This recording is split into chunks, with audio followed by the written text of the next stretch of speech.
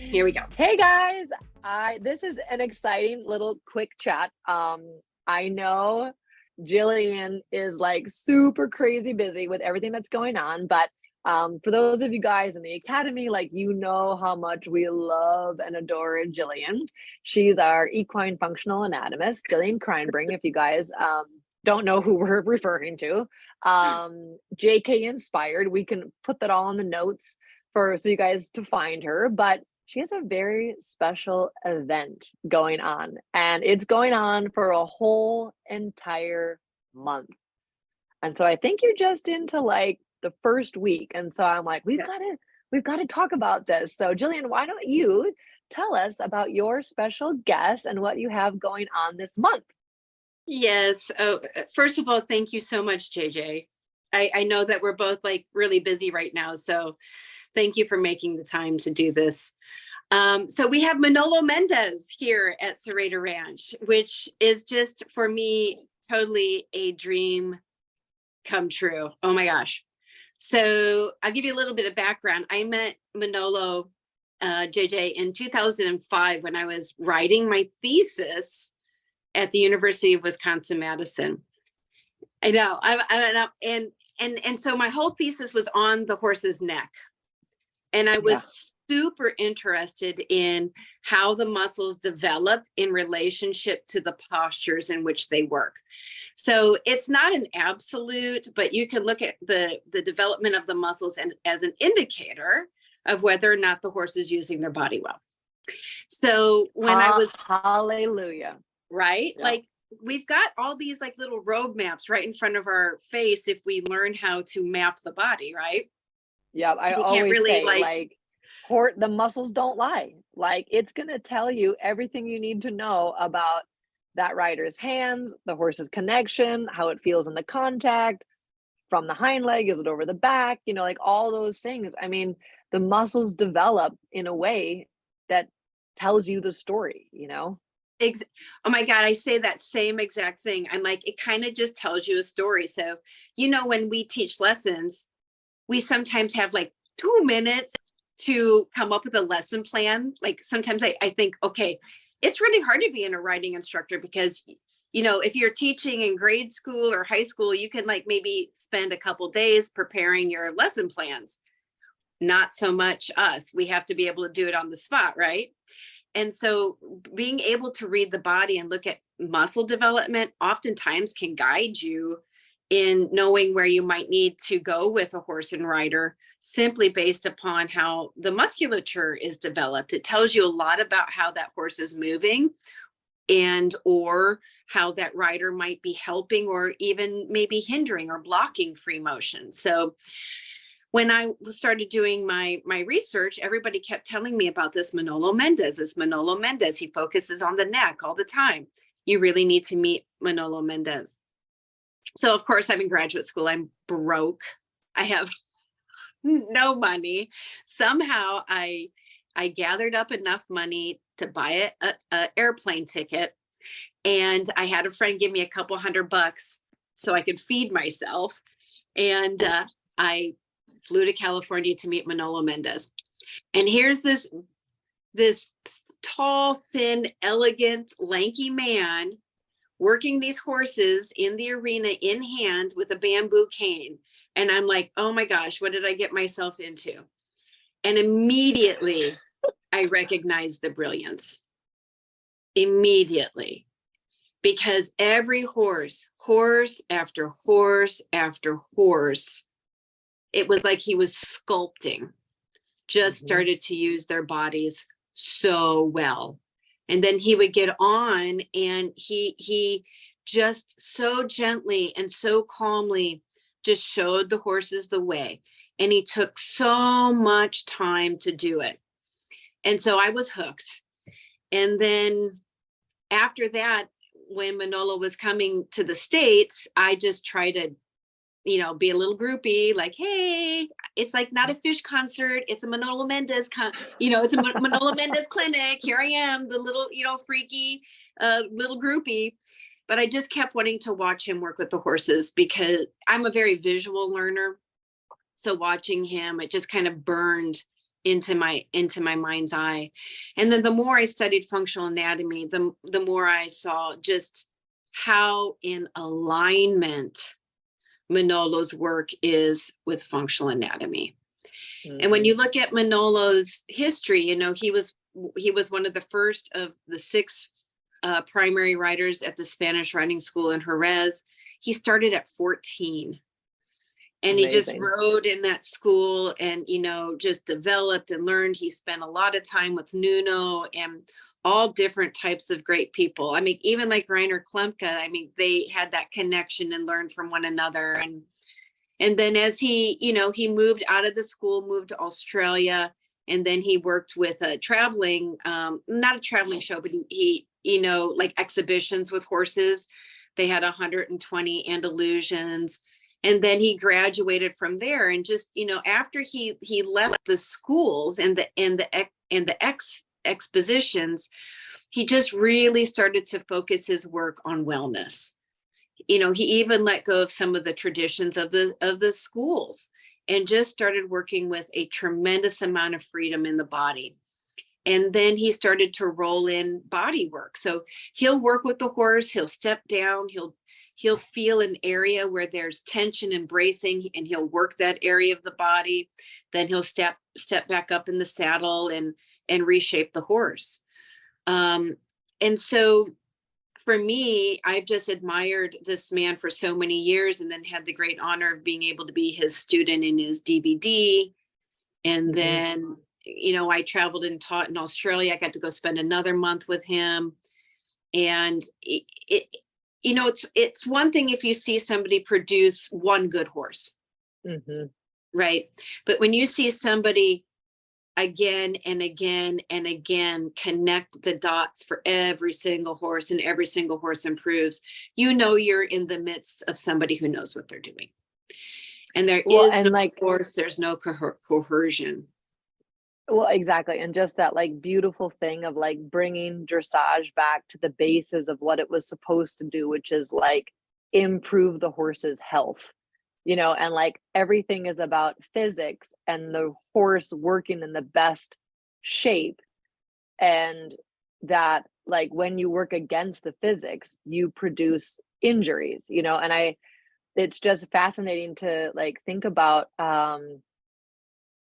I don't know, like I'm also like obsessed with the neck and the back, you know, how that relates to the back. And that's just amazing to be like every horse that steps into his arena completely transforms, just like with Charles de Kunffy, right? Like they're true masters. That is like, this is the right way because the horse proves by everything that it's the right way. You know what I mean? And I first got introduced to Manolo a little bit through Dr. Carrie Ridgway. I was like, you know, this is super interesting, high-low, and how that affects the shoulders and the neck. And, you know, this is looking at a horse with sacroiliac pain. And, you know, like we use, you know, when Charles talks about like we use all the exercises to kind of diagnose the pieces in the body that need to get built up and gymnatized, you know. And it's so cool to like meet another like-minded master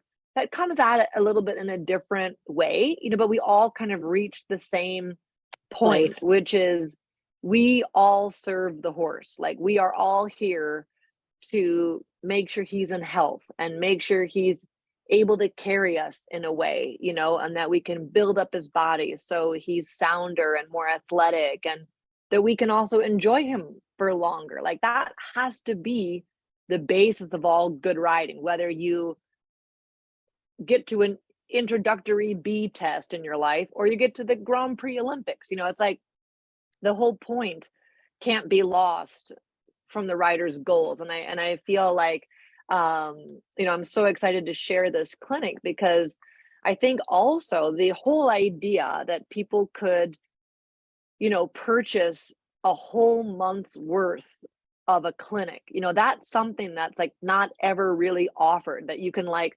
watch the first session to the last session, you know, and that it's all like recorded and you're there. And I just thought like that was just something people absolutely need to know, that this is happening slide down there if you can, also you can purchase it online, and we can talk about that at the end. But like, even going back to your thesis on the neck, like, what do you see as like the most common misconception that people have and then like kind of produce in their horses? Like, when we talk about like musculature and the neck, like, tell me a little bit what your experience has been with the misunderstandings with that. Hands down, compression. There's something lost in understanding contact. Yep. And there's something lost in understanding what collection really is. Collection isn't a shortening of the whole body. It's a shortening of the body, but a lengthening of the neck because of how the horse is constructed. And I would say that is the single most misinterpreted thing, is contact and the compression and the shortening of the neck, and a very backwards acting hand always. And, something that I find very interesting about Manolo's work, like some people like, oh, he doesn't, work his horses in collection. That's not true. He doesn't work his horses in collection until they're ready to be worked in collection. Which takes that's a novel time. idea, right? Yeah, right. It takes time. And so far, just even in the first week, that's been the theme is take it easy, take it simple. We make things very, very complicated. And it doesn't have to be very, very complicated, but we have to be keen observers, and we have to feel, and we have to take the horse's mind into consideration. Something that Manolo said that just really stuck with me, and that was, he says, when I know and when the horse knows, two become one. Mm-hmm. And beautiful. He's always reading the horses. He's not just reading their bodies, looking at how they use their eyes, how they use their ears, if they have worry lines below their eyes or above their eyes or in the muzzle. And he never asks for anything for more than 4 or 5 strides. Even the way he teaches half halt is very interesting. Like, he'll have you come down the long rail and not just like abruptly half halt. He'll think, half halt, half halt, half halt, out, out, out. So he always gives the horse time to organize their bodies. And so often we ask horses too abruptly, they can't quite make the adjustment because, let's just face it, they're not developed enough in their neuromuscular patterning maybe for that particular movement, so they can't be quick enough, or they can't make the changes right away. So he's very, very cognizant of giving the horses the opportunity to organize their bodies. And then he might bring them up in collection, 1, 2, 3 strides, and then out again. And that's like music to my ears, because I feel like a lot in my academy videos, like, I'm sing-songing in my voice in the rhythm of the horse's footfalls. And it's like this, like, there's like the pre-aid, and then like the half halt, and then the aid, and I feel like, I think we've gotten into society of like, everyone has no time and everything needs to be instant. And so we've kind of gotten that way with training our horses, that like, he needs to be hot and he needs to be responsive and reactive to your aid. And I just felt like it's now like snatchy and kicky, where it's like, I ask for that, but it's with my Grand Prix horse, which, when you're talking about like that long, slow build of a horse to know what I'm telling him, the neuromuscular has developed that he is like really anchored in his haunches 100%. Make that horse hot and like quick, right?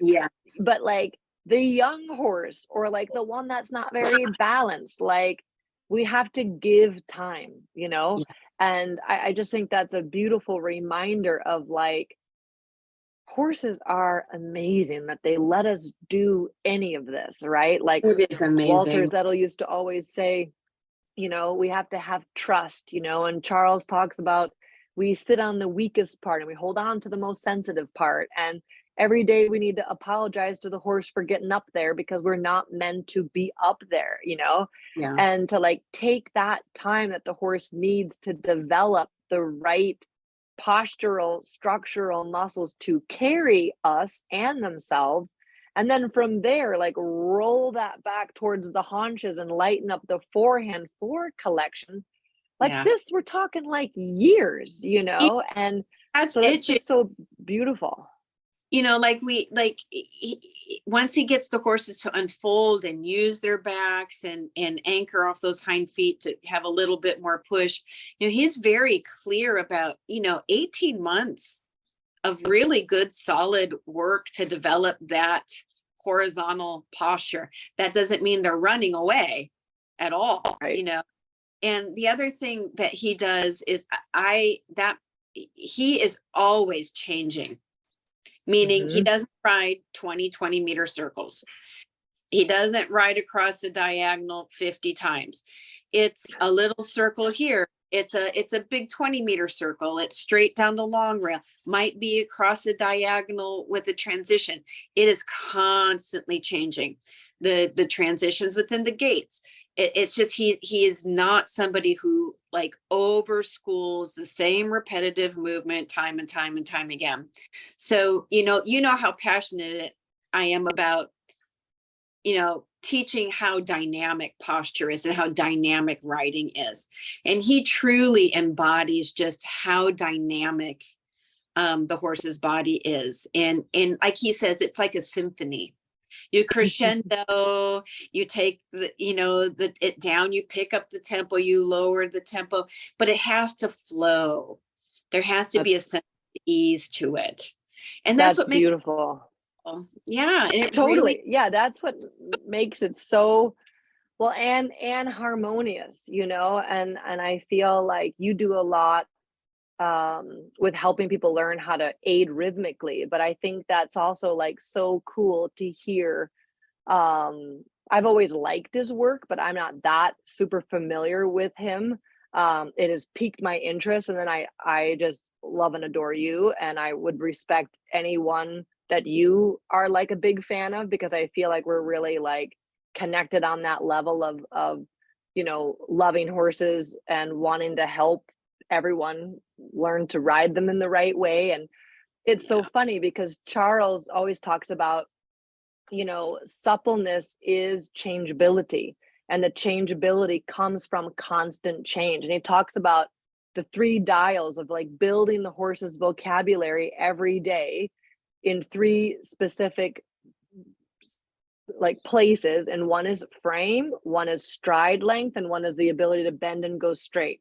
So that like whole like accordion thing you're exactly describing, of like, can I make the neck long? Can I make the neck short? Can I make the strides long? Can I make the stride short? Can I bend them on a 10 meter? Can I go straight on a diagonal? Like that is so cool. Like for me to hear like this master, who is alive and well, and we still have the opportunity to go and like see him in person, right? Like, you know, it's harder now for Charles to travel. And so, you know, we keep thinking about maybe taking something to him, because the knowledge there is like so incredible. Yeah. And so it's just so fun that like what makes, you know, the master so incredible is that it works for all horses, right? Like you can improve and help any horse get out of a state of discomfort, distrust, lameness. Like we can help, you know, that horse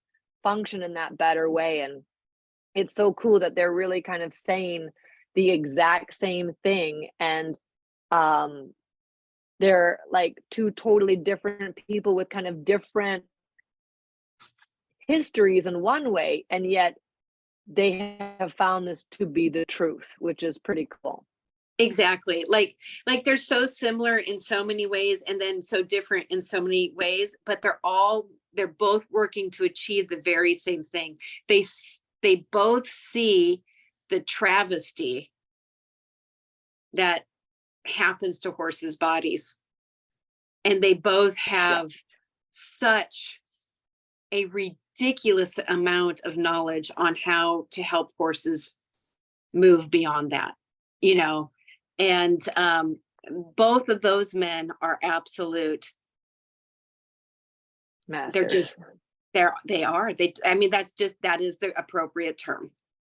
And we Well, don't and have, we know, I mean, this is like, I mean, I know you and I and, you know, another probably small group of people are like doing our best to like learn as much as possible and help continue to create events and create, you know, vehicles for us to share what like these incredible masters are proving at horse after horse after horse that this is, you know, a beautiful way that creates harmony and the correct exercise, you know, really.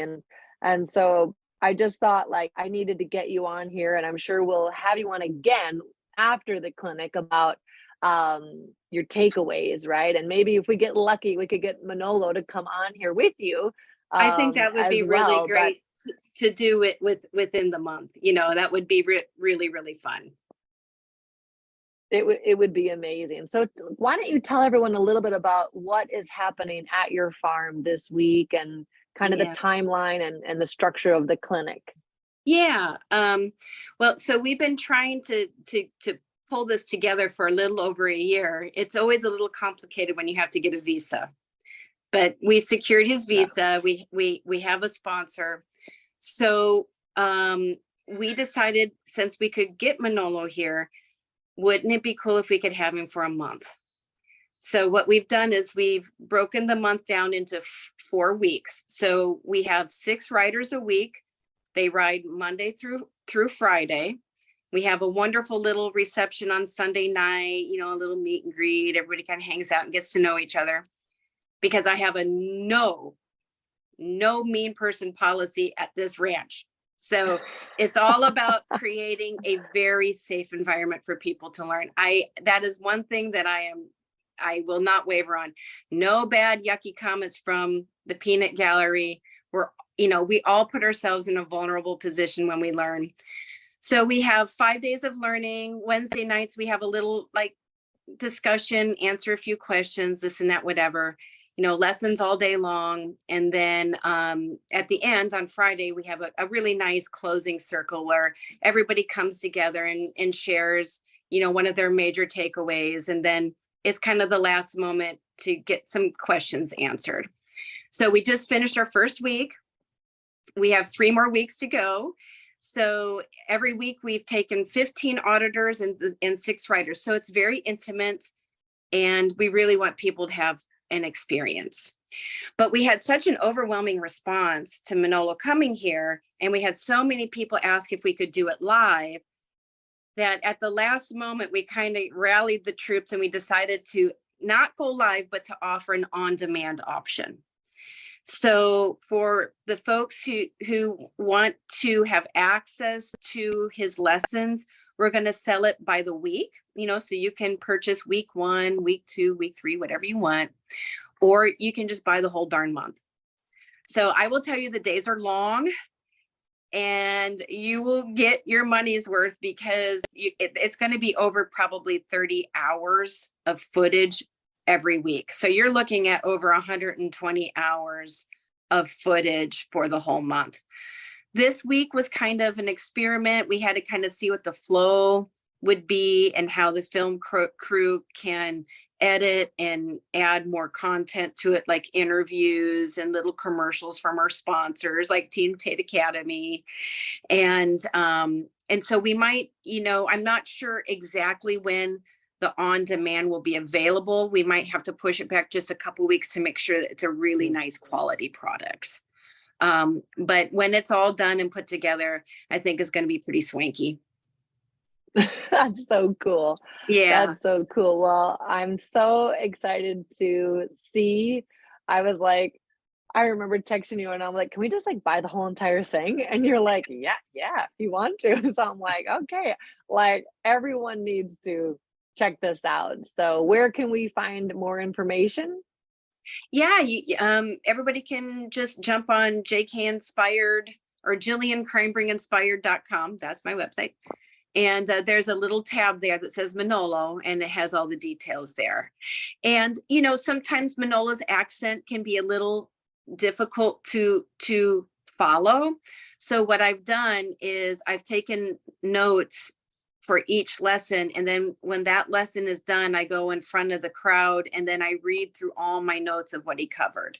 So there's like a little Cool. cliff notes added after all of the lessons, so that makes it a little bit more clear for people. Yep. Very cool. Very cool. Well, Yeah. I wish you a wonderful 3 more weeks, and Thank you, yeah, hopefully we'll be able JJ. to get something scheduled so we Yes. can also hear from the man himself. Yes. And I just have to throw one kudos out to you big time, JJ. You know, some of us get very blessed in life to have a mentor. And you've had one heck of an amazing mentor. And I am so filled with gratitude to you because you are passing that on as a mentor now. And you are helping fulfill Charles's dream through an academy. Even though America doesn't have its very own riding school, what you're doing is that. And so I am filled with gratitude that you're taking it seriously about passing your knowledge on, because it's the only way that this is going to keep going. So thank you so much. And thank you so much for sponsoring this event with your cards and a discount to your academy. It's very needed and very, very much appreciated. Well, thank you so much. I feel like I have found a sister in the sisterhood of keeping, you know, what we teach is what lives on. And so Right. I think, you know, I think we both feel a deep responsibility to the horses, you know, as a species that we serve, and our love for horses keep us inspired every single day to do what we can to improve the lives of horses everywhere. So I just am grateful and honored to share space with you as always. So Awesome. yeah, hopefully we'll get you and Manolo on here again, but have a great rest of your month. Awesome, JJ. And good luck to you, sweetie. Thank You so much. Bye. All right. Bye-bye. Bye.